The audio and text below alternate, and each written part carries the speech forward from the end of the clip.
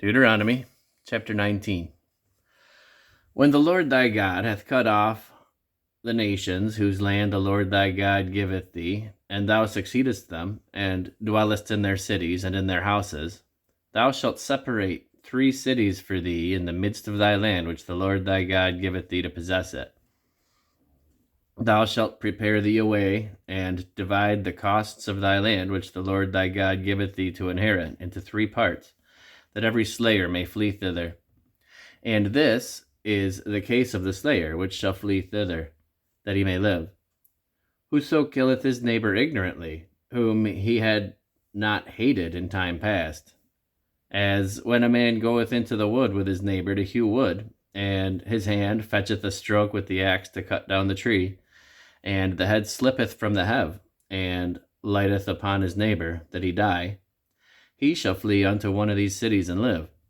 lest the avenger of the blood pursue the slayer while his heart is hot, and overtake him, because the way is long, and slay him,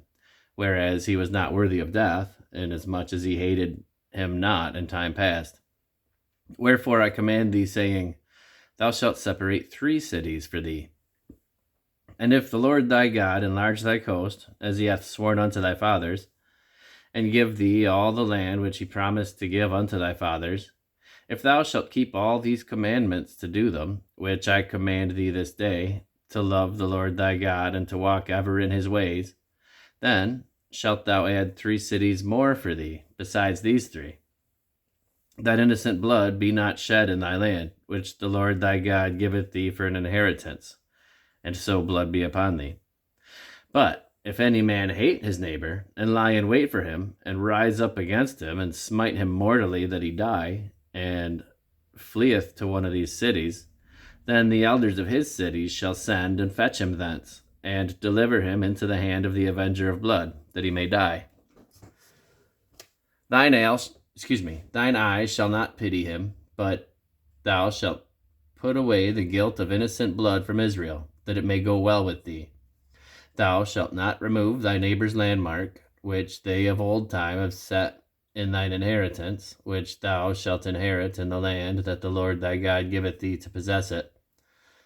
One witness shall not rise up against a man for any iniquity, or for any sin, in any sin that he sinneth. At the mouth of 2 witnesses, or at the mouth of 3 witnesses, shall the matter be established.